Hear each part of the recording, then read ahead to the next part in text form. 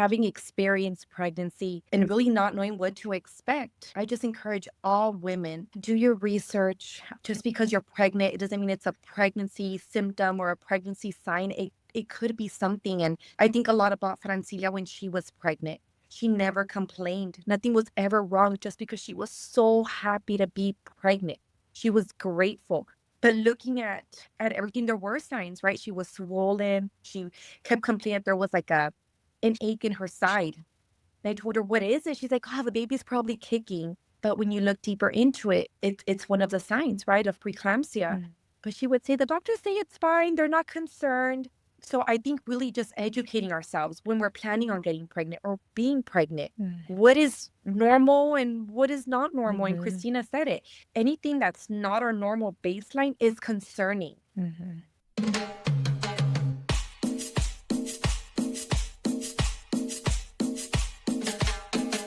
Hola, hola. Welcome to the Viva la Mami podcast. I'm your host, Jessica Cuevas. And on today's episode, I am so excited to have my very first whatever interview here with four amazing people. I do cover a lot of topics here on the podcast. And ultimately, this is to empower, educate, and really bring the Latina mom community together so that we don't have to do this motherhood thing alone. And a lot of the topics that I've shared through previous guests were about nuanced and very special circumstances that really affected moms on the podcast. And so for this episode, it's going to be pretty deep, I would say, just because I have four amazing people that really went through a hard loss. But through this loss, they are really making an impact in their community. And I hope that they will be making an impact to you, whoever you're listening, to bring awareness to maternal health. I am really glad that, first of all, y'all reached out to me. And now I'm giving you the platform to speak and really talk about your experience and Francilia's foundation as well. And so just to prep my listeners here and those that are watching on YouTube, we're going to go through quick introductions so that way people can get to know you. So we can get started with Eddie, because I think that you're a very important person to have here on the show. Thank you. Yeah, my name's Eddie. I'm originally from Calexico, California. I'm Francilia's husband, and Francilia and I have, been living in Orange County, LA County, for the past 17 years. Um, we spent most of our time in Fullerton, California, and recently just moved to Yorba Linda. We have our twin boys, Micah and Elijah. All right. Well, we can go with Christina. Hi, my name is Christina. I'm actually Eddie's aunt. I'm the secretary of the foundation. So I live in Imperial County. I've been born and raised here. But that's who and then I also have background in healthcare. So I am a pediatric nurse practitioner, but I also had 15 years of NICU and OB experience as well. But that's my part. Yeah. Thank you, Christina. And then we can go with Jessica. My name is Jessica Bess. I'm Francilia's sister and born and raised in the Imperial Valley. And I'm one of the board members. I'm the vice president. Great. And then Elisa. Hi, I'm Elisa. I'm Eddie's sister, Francilia's sister-in-law. Francilia came into my life when I was about 10 years old. I'm 32 now for reference, so very, very long time. She was a sister to me. I live right now in Chula Vista, California, but I'm from Calexico, California as well. I'm the social media person for our foundation, our Instagram page. And my full-time day job is actually I'm an ICU nurse, so I also have a healthcare background as well. Oh, wow. Wow. Yeah, things are kind of parallel here. And I would like to really know about just the impact of healthcare, right, in the United States. And I think that many of us, again, we don't talk about the lack of, I wouldn't say education, because, I think a lot of our communities can be vulnerable but it's more so how can people be empathetic, and how can, providers, right, specifically provide equitable and accessible healthcare to patients that historically have been disenfranchised. And so we can, talk a little bit about that, and especially like your experience coming from that background. But the purpose of you being here is to talk about Francilia's Twice the Love Foundation. And this is a non-for-profit, right? And so can you tell our listeners who Francilia is, and then how that sort of impacted your decision to create a foundation? Yeah, so I'll start with that. And I do want to take the time to honor those that are experiencing a loss, because it never failed. Anytime that I talk about her story, it's still really painful. Um we're still dealing with the grief, and that's why I want to honor those and take this opportunity in this platform to let people know that are listening,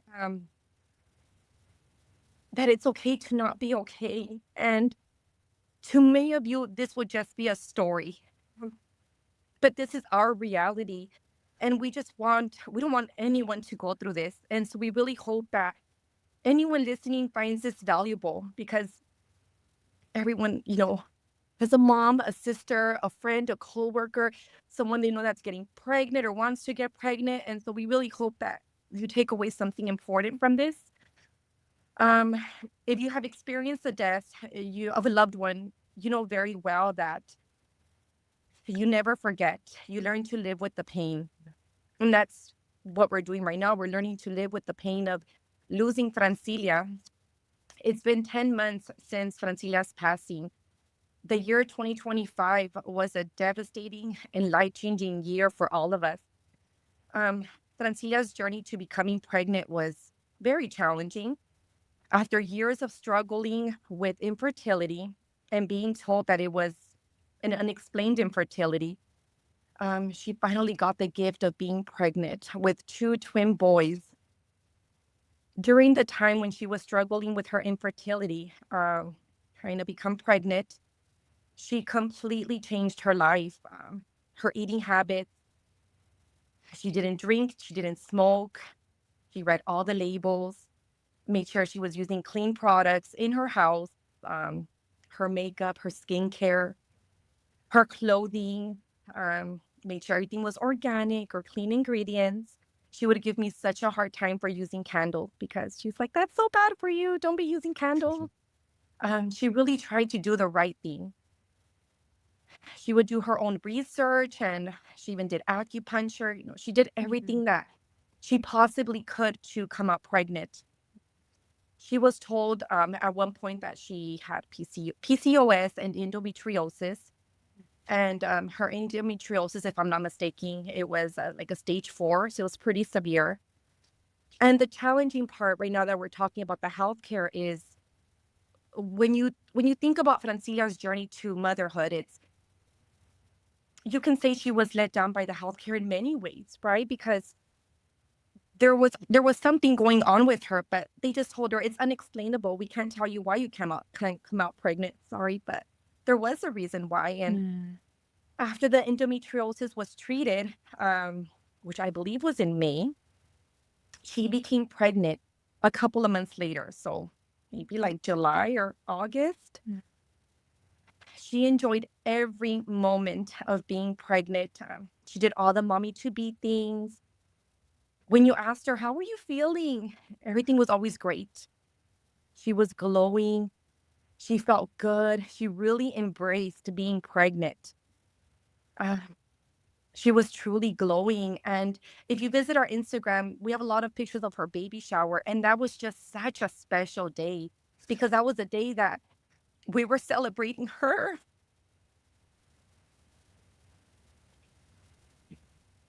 So, come towards the end of March, the complications that were arising really appeared that week that she went in to give birth. So she gave birth on a Thursday. But a few days before that, she was admitted to the hospital for what we now realize were early signs of preeclampsia. And Christina will touch on that, what the signs and the symptoms are. But she was admitted. She was in the hospital for, I believe, a day, overnight, and then she was released. So come Thursday, she went in for a routine checkup, and um, I received a phone call from her, maybe 6 p.m., 7 p.m., and she told me, Jessica, it's going to happen tonight. I'm going to give birth. And I said, what do you mean? It's not time yet. It was just a checkup. And she said, I know, but baby A, which is Eli, appear to have little heartbeat. So they're like, it needs to happen. You need to have an emergency C-section. And so we thought, okay, it's going to happen. And a few hours later, we got the picture of Eddie holding the boys and Francilia laying down. And it was such a beautiful experience just to be able to see her finally be holding her babies.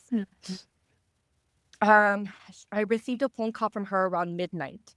And I told her, hey, congratulations. How are you feeling? And she said, I'm feeling good. Everything was fine. It went well. I'm just feeling really tired. And I said, okay, well, I'll call you tomorrow in the morning. Little did I know that everything was going to change after that phone call. Everything happened within a month period.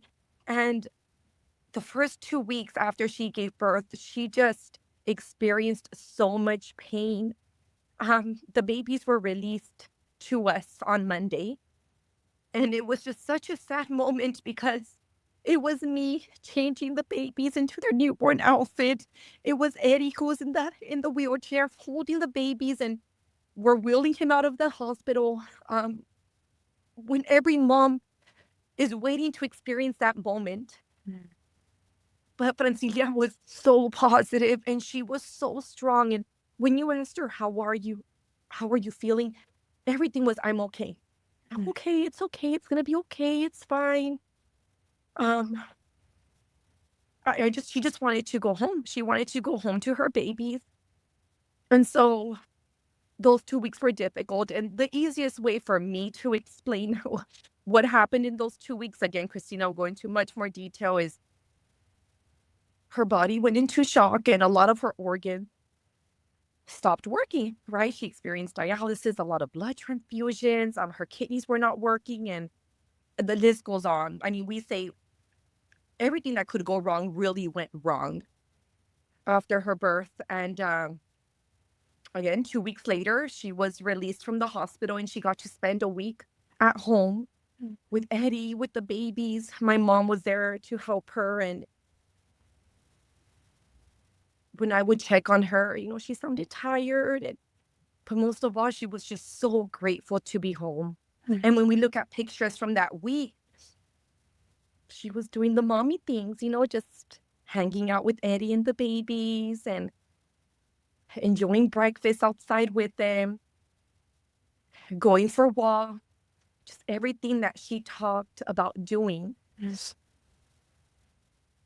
During that week, she became ill and she was readmitted to the hospital. And a few days after, she passed away. She passed away on April 20th. And so just looking back at what we've experienced, it is a complete nightmare. And I think until you experience the loss of a loved one, like Francilia, she was so special to us. She was so loved. And I taught everybody, she filled the waiting room. Staff was amazed at how many people were there just waiting for her to get up and come home. Yeah. Francilia's case is very complicated, and it's a very difficult story to explain. There's so many details that occurred during that month period. And I want to emphasize that Francilia wanted nothing more than to be a mom. And she gave birth to 2 beautiful, healthy boys. Now it's up to us, and I refer to us as her village, to help support Eddie and share Francilia's stories with her boys. And not just the story of her death, but the story of her life. We want them to know who she was and not just what happened to her. And that has everything to do with the start of our foundation, which Elisa will talk to you all about. Yeah. Yeah. Thank you for sharing this story. And really, well, before Elisa, before you go through us in terms of your inspiration to create this foundation, right? I first want to acknowledge that Francilia is very lucky to have her village, and that y'all are doing everything that you can to raise these two boys, because if anything, that comes out of this conversation, like, y'all her angels, that, like, you are her angels for raising these boys, for like literally supporting Eddie, and also for, just like creating this organization in her name. Like, and, and I've interviewed a lot of people who have had like traumatic birth experiences, and they always say how, like, they've always talked about like the what ifs, like, how would I know that my kids are going to be safe if something happens to me? And now getting this from this perspective, right, from this other side, like, she's so lucky to have you all. And I'm really glad that you're here and really talk about this, because a lot of times we just don't know about the impact that can make once someone is gone, right? And I am so glad that you're here. That, yeah, I have no words but to thank you all for being here. Thank you. you And for I having do us. want to also mention that aside from us, there are other board members that are heavily involved, which includes my mom, Lupita, Rosalinda, which is Eddie's mom, and one of her best friends, Irma. And I must say that I feel so blessed to have the family that I have and to have the friends that I have and just be so accepted by our community, because it is so hard. The everyday, just day-to-day things are very challenging, because you're calling us her angels, but she really is our angels. She really is the person that's making us get up and go, making us do all this. And we're honestly just trying to sprinkle her spirit, her essence, and just share her story, because that's how special she was. She was very loved. And we just want to share her with the world and let everyone know the good person she was. Wow. Elise, can you tell us a little bit more about everyone's inspiration in creating Francilia's Toys to Love Foundation? Yeah, so when she passed away a couple months later, I want to say it was like in August, we were like, okay, she passed away, but we can't let her name fade. Like, what can we do to keep her memory alive? So we started talking to Jessica, to Lupita, my mom, Eddie, my tia. We're like, what can we do to keep her name alive? So we're like, let's create a foundation and let's bring awareness to maternal health so that nobody else has to experience this ever again, because even us being healthcare professionals, this still happened in our family. So we're like, okay, what about just, the normal regular person or mom? So we were like, okay, let's start a foundation. But we were like, none of us, well, I didn't know how to start a foundation. So I'm like Googling like how to create a 503c. And we're like bouncing off ideas. So what should we do? And we always knew we wanted to do the maternal health awareness, but we wanted to honor Francilia's spirit. She was very kind, very giving. She was involved with the homeless intervention shelter in Orange County. She was also a case manager for kids. And then she was also a teacher's aide for special needs. So we're like, okay, we can incorporate that into our foundation. And so that's what we did. So part of our foundation is we do give back to the community, and that part is honoring her spirit and, keeping her memory alive. And then the other part, of course, is bringing the awareness to maternal health. We've been invited to speak at different places and now your podcast. But ultimately, this is for her and this is for Micah and Elijah, because we want them to continue to know their mom, and then hopefully as they get older, they could be involved as well in the foundation. So. Yeah, that's so beautiful. Oh my gosh, like, wow.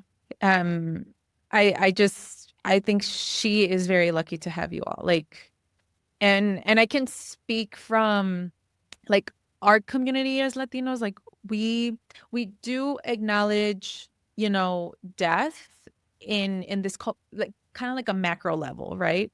But in terms of honoring someone and even like paying tribute or even writing an obituary, at least for me, like I hardly see that within our community. And the fact that you're literally creating an organization in her name and in her honor and, keeping her alive in this way, like that is just beautiful. And the fact that you're also helping people, especially moms or mothers, to be about this, because, unfortunately the healthcare system has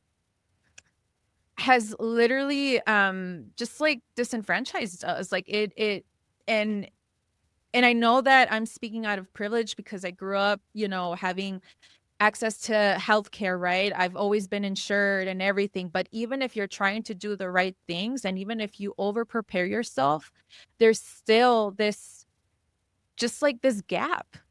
And y'all are helping fill in this gap for those that, to create this awareness.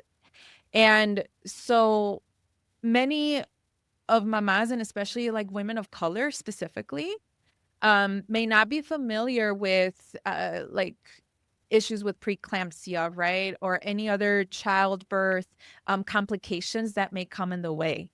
And I think it's this sort of illusion, right? That, oh, as soon as I'm in the hospital, I'm going to leave with the baby and go home with the baby.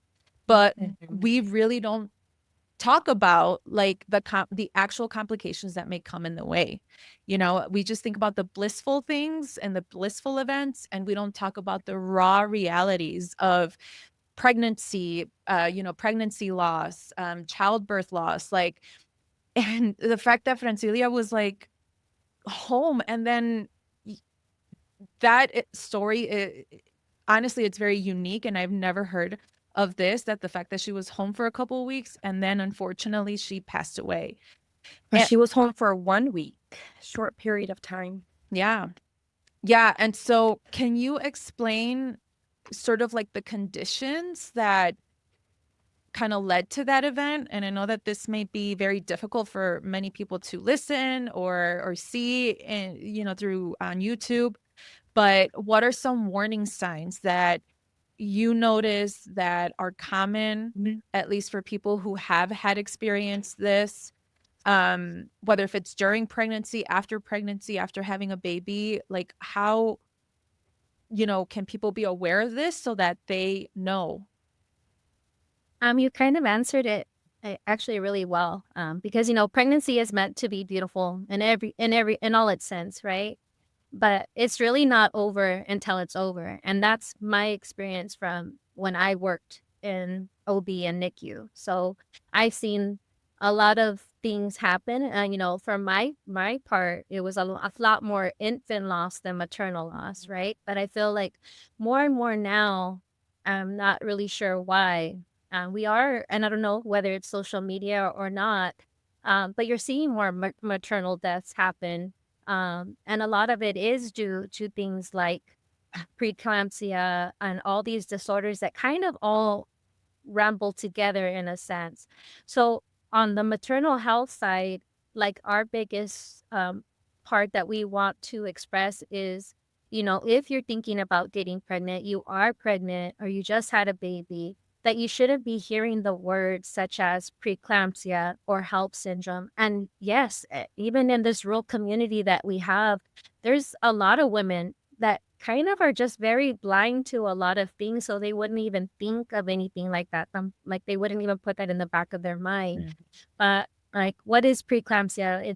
It's elevated blood pressure. A lot of times it shows itself around 20 weeks of pregnancy. They consider it a blood pressure anywhere like over 140 over 90. And like I always say it over and over. I always tell everybody, always know where you started. What was your normal baseline before you got pregnant or at the beginning of your pregnancy? Because then if these things start showing up, like your blood pressure is higher than normal, you start having headaches, blurry vision, sudden onset of swelling of hands and feet. We talk about like the upper gastric pain, you know, things like that. Those are signs that you should kind of be in tune with and not dismiss. Not to say that any of that happened, but a lot of women tend to do that. Like they don't really, you know, pay any attention to it. They just kind of relate it to the pregnancy. So the other thing is making sure that they also are aware that preeclampsia can last 6 weeks postpartum. So it's not really over. A lot of times too, that's kind of in the healthcare part where I wish it was a little bit closely monitored, because in reality, the baby gets the checkup 3 days later. The mother doesn't get the checkup right away. She gets it 2 weeks, sometimes even a couple weeks after the fact. And they don't get seen right away, especially those high-risk moms. So preeclampsia is actually it can get very dangerous, and it can lead to something severe such as HELLP syndrome, which is hemolysis, elevated liver enzymes, low platelet count. These things lead to DIC, which is a bleeding disorder, organ failure, heart failure, and then things such as infant loss or maternal loss can happen. And that's what we really want people to kind of be aware of as well. But right now, the biggest kind of shining that I'm kind of seeing a lot too is the once they go home, there's a lot of maternal deaths that are happening after the fact. And it's a lot due to a lot of the cardiac complications that came from the preeclampsia or the HELLP syndrome or the diabetes or things like that they kind of just get missed too often. So for us, that's kind of where we want to educate that they don't hear these words until it's too late, that they're just kind of really in tune with their bodies, kind of knowing where they start, knowing when to speak up. If they don't feel good, make sure they go and get checked, and just not wait. Like the girls were saying, like the reason why this foundation and how we imprint her name was just kind of starting on the gift giving, but that was a way for us to kind of imprint and share her story and bring awareness to the community as well. So little by little, you know, a lot of women come up and, you know, they always say like, thank you for talking about it, because, you know, nobody ever told me what preeclampsia. And in all reality, I truly, truly wish Francilia was speaking up here like those women as a survivor. But now it's our time to speak up for her so it doesn't happen to anybody else. And that's like the biggest goal. This story should be somebody else's story, and that's where we don't want. Right. Oh my gosh. Yes, that's so impactful. This story is hers and it's real. And what better way to honor her and to educate people and to normalize it too, because a lot of times there's so much guilt that if your pregnancy isn't perfect, that your childbirth experience isn't perfect, and you're all going through this grief, right? And again, like, I think it's just like the misconceptions and the lack of awareness, the misinformation sometimes that is being given, and the lack of resources. Like, there's so many layers to this. And yeah, and I'm so glad that you created this foundation so that you can, you know, hopefully make effective change and collective change, really, especially for those who may suffer from preeclampsia or HELLP syndrome, you know, and perhaps they have this kind of information in the back of their heads and they're like, no, I actually feel this way. I actually need help for this or support for that. I really want to just acknowledge the fact that, you know, you're having this conversation here, and I'm pretty sure that you're going to make an impact for those that are listening here. And especially within our community, right? Like I feel that, like I said, there is this lack of support oftentimes, especially for women of color. So through your experience, Elisa, or Christina, like, have you seen sort of similar parallels? Is it because are there misconceptions about women of color, or how has your practice really validated like now what you're experiencing and vice versa? On my end personally, because of where I am located, we are a very high Hispanic population. Maybe Elisa can maybe speak, or Eddie can probably see it a little bit different. In my area, I just feel like it's a very high Hispanic population in that sense, but they're also not very educated. They're also kind of just, they don't really get their questions answered either in a sense fully. There are some amazing providers. It's just not accessible to everybody. So from my perspective, I can't really feel that answer. Maybe Anissa or Eddie can on that part. I also worked in a hospital that's near the border, so heavily Mexican and Filipino, and I work with a different population. However, I do think there are like innate racial biases, even if like that are ingrained into our healthcare system. Because even if you talk about like, you know, the GFR, which is like a measure of kidney function, there's like a specific measure for African Americans that now they're saying it's outdated. So certain things like that. But to add on to that, I did post something to our Instagram from the American Association of Critical Care Nurses, and I'm just gonna read it real quick. So it's basically saying that the amount of pregnancy-related deaths has increased. Over 80% were determined to be preventable. And it says there has been a sharp increase in these deaths, which is driven by worsening maternal health outcomes and racial disparities. For example, Black patients are 3 times more likely to die from pregnancy-related causes than white patients. And then it goes on to say severe maternal morbidity, defined as unexpected outcomes of labor and delivery that result in significant short or long-term consequences for a patient's health, has increased 200%.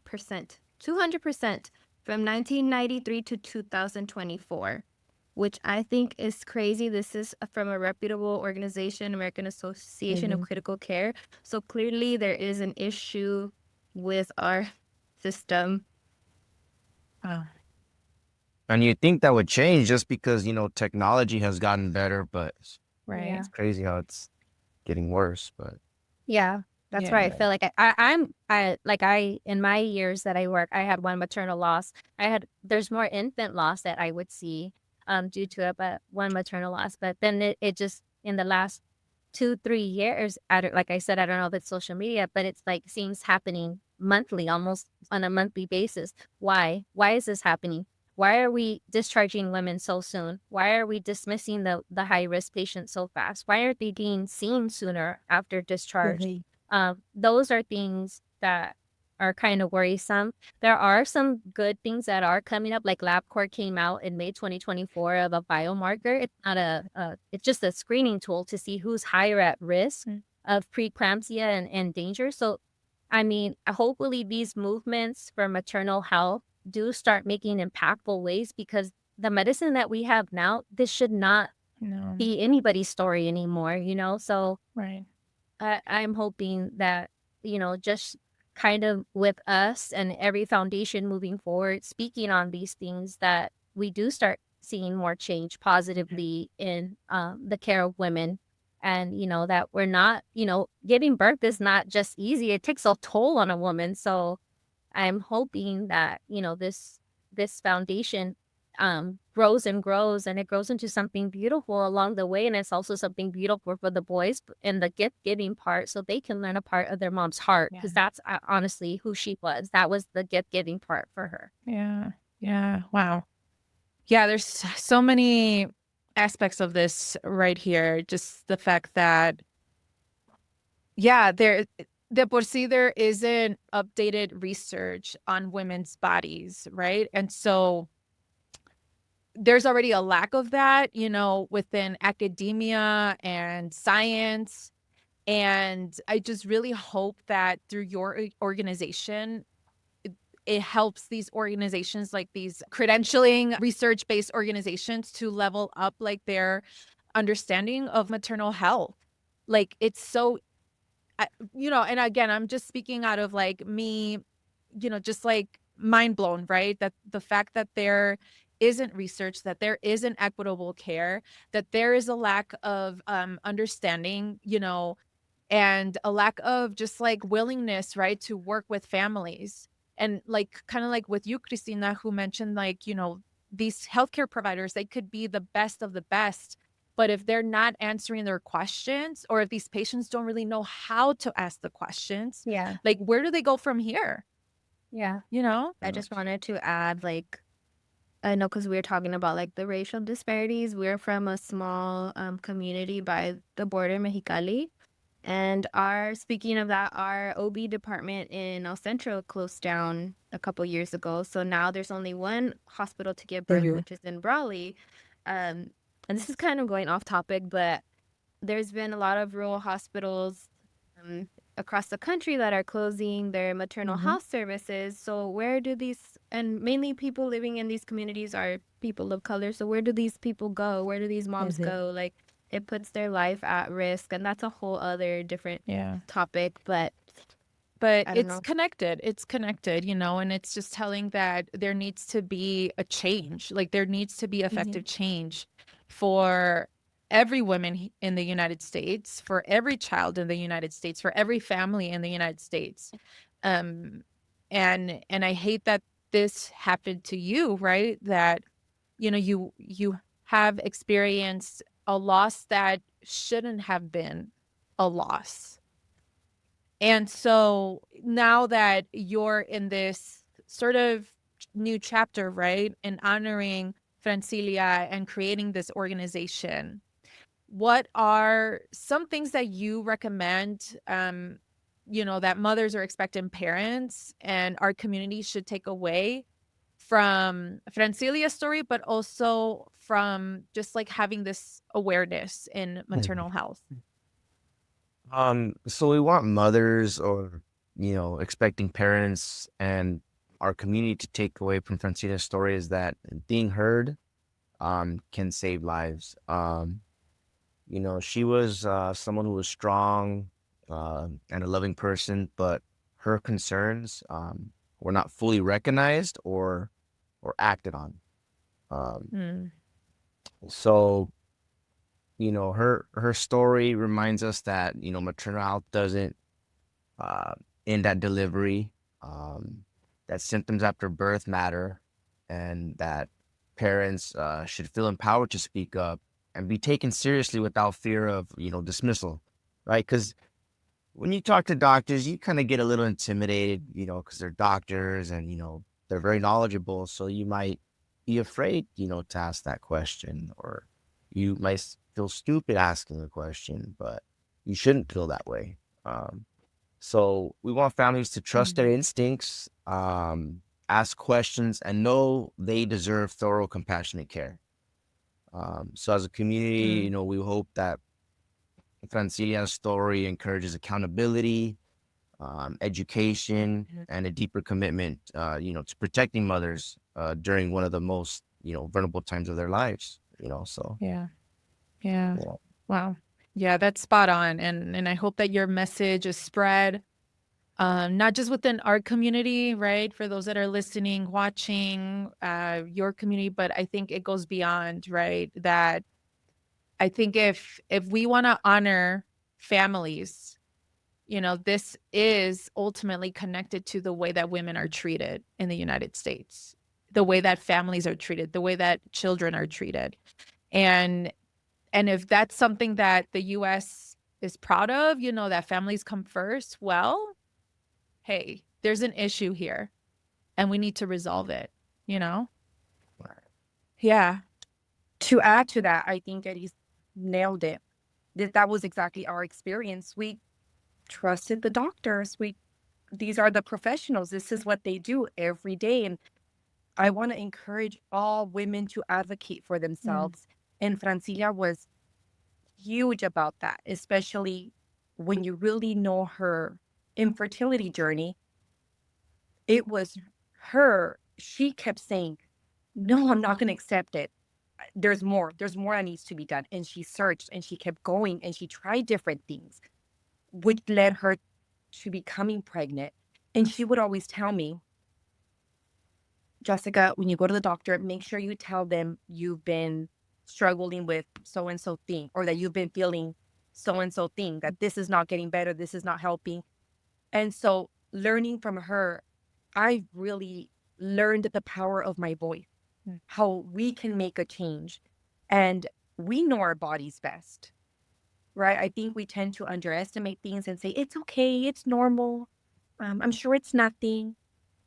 And I think she really believed that because that was who she was. She was a very optimistic person. But we also trusted the doctors that they knew what they were doing.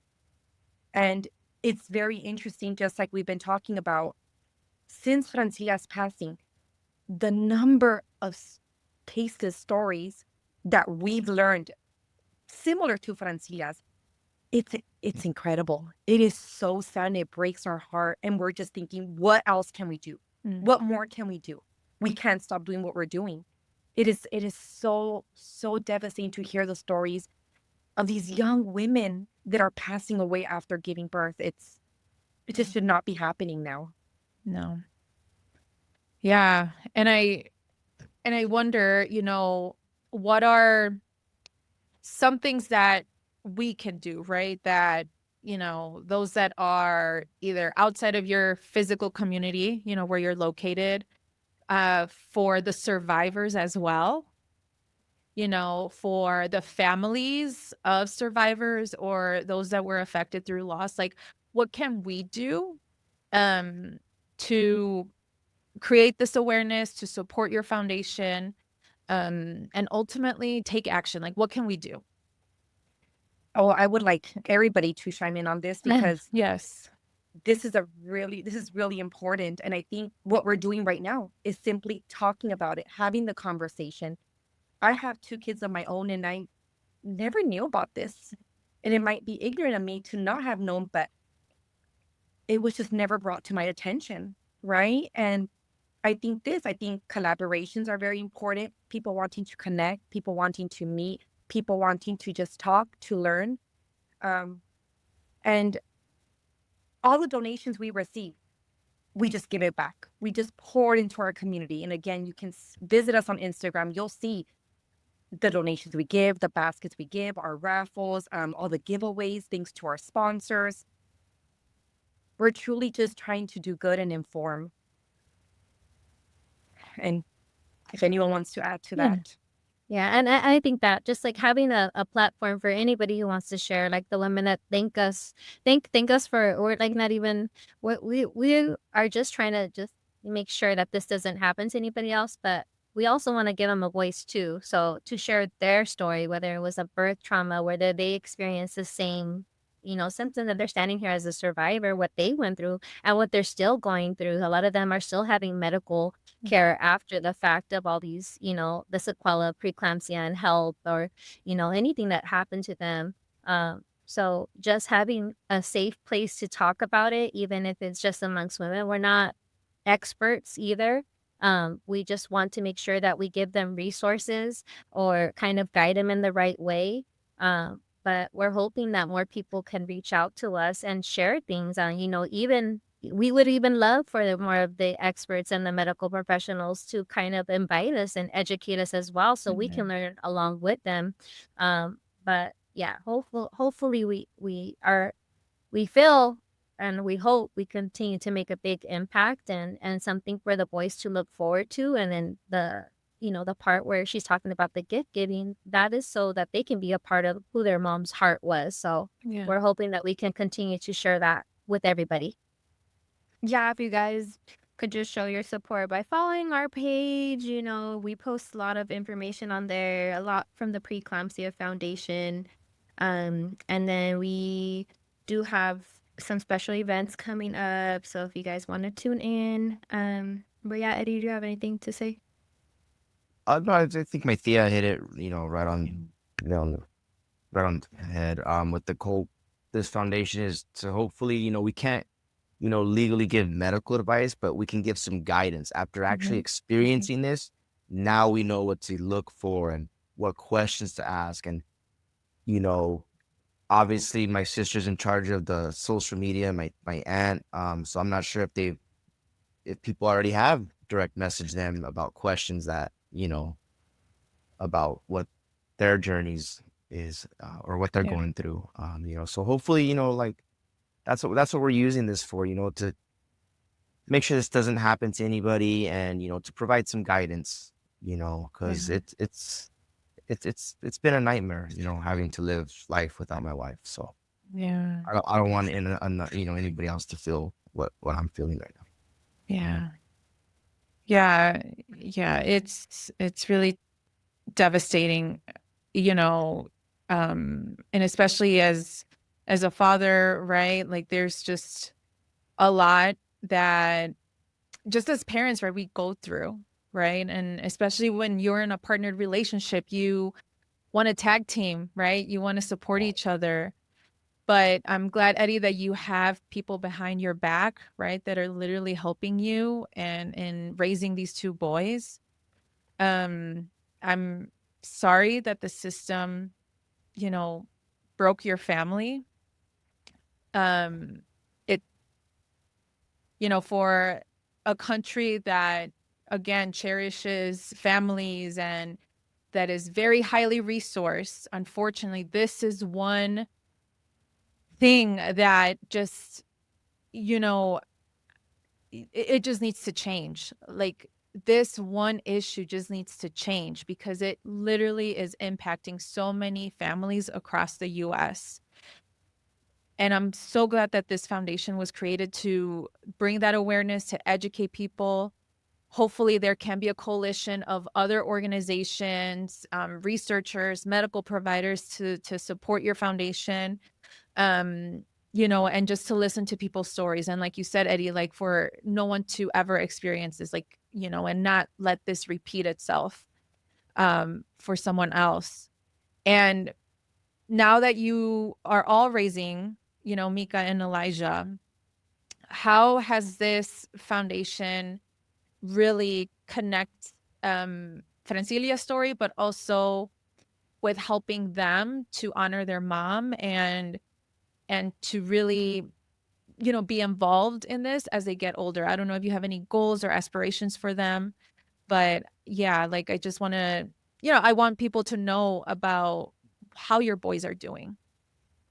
So everything that this foundation does, it's shaped by what she would have wanted, for Micah and Elijah, um, and for other families, which is support, safety, and opportunity. So this, by helping families, children, educators, we are honoring Francilia's role, like as a mother, and the love for her sons, with this foundation. Yeah. I don't know if you want to share anything, maybe tips or suggestions to any mom, expectant mom. Like, I don't know if you want to share anything else that we didn't talk about or that you feel like saying. Having experienced pregnancy and really not knowing what to expect, I just encourage all women, do your research. Just because you're pregnant, it doesn't mean it's a pregnancy symptom or a pregnancy sign. It could be something. And I think a lot about Francilia when she was pregnant. She never complained. Nothing was ever wrong just because she was so happy to be pregnant. She was grateful. But looking at everything, there were signs, right? She was swollen. I clearly remember the last time I saw her in February. We were visiting your Belinda. She was sitting down and she kept complaining that there was like an ache in her side. And I told her, "What is it?" She's like, "Oh, the baby's probably kicking." But when you look deeper into it, it's one of the signs, right, of preeclampsia. Mm. The biggest one I think was her being so swollen. My sister she was tiny, she was little, but she was swollen. But she would say, the doctors say it's fine, they're not concerned. So I think really just educating ourselves when we're planning on getting pregnant or being pregnant. What is normal and what is not normal? And Christina said it. Anything that's not our normal baseline is concerning. And gosh, just pregnancy is beautiful. We don't want people to be scared to become pregnant or be pregnant because for many people, it's going to be a beautiful experience. In our case, it started and then it ended as our worst nightmare. But I just would really encourage women to educate themselves and don't just trust the professionals to tell them all or know it all. We know our bodies best. Yeah. And there's always an opportunity to get a second opinion.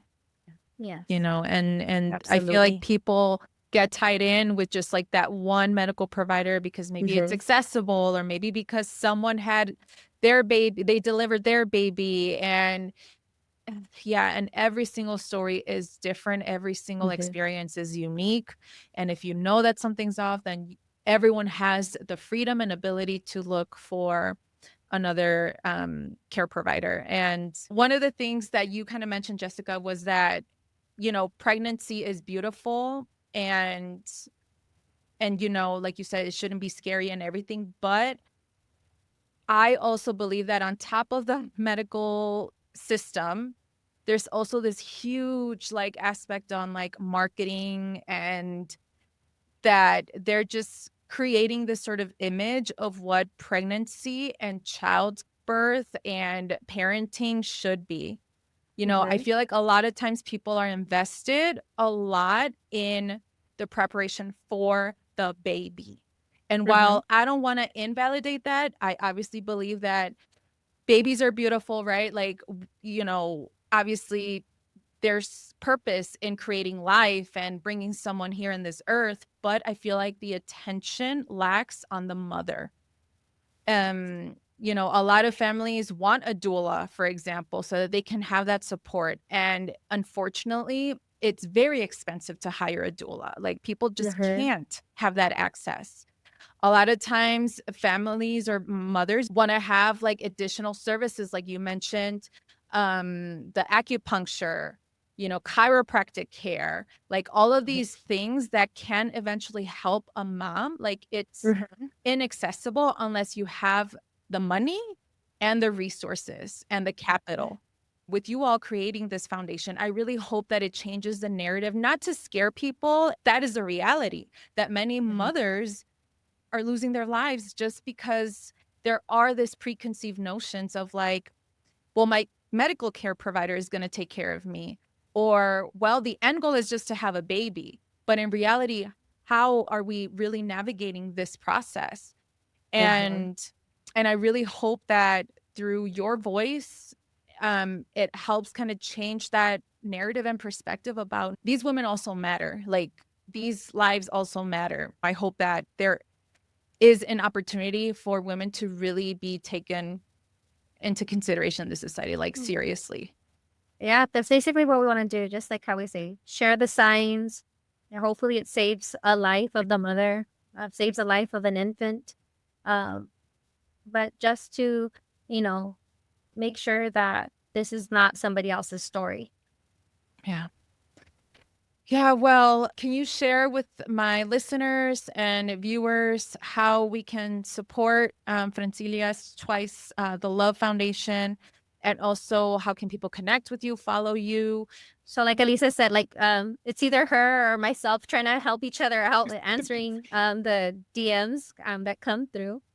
We do have a lot of little links. Like we're selling shirts. Our shirts are like kind of what funds our foundation. So that's how we get like teachers' baskets and buy all our stuff, and to get merchandise to help like with educational materials and stuff like that. But we have like Venmo, we have Zelle, we have Gimp Butter.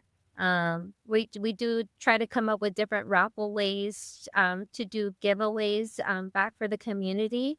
We are hosting our first annual walk in honor of Francilia's birthday, but also it's Preeclampsia Awareness Month in May. So we have a lot of people that have coming together for her. It's actually super beautiful to see how many people are reaching out to be a part of this. So we're hoping to have a really great turnout.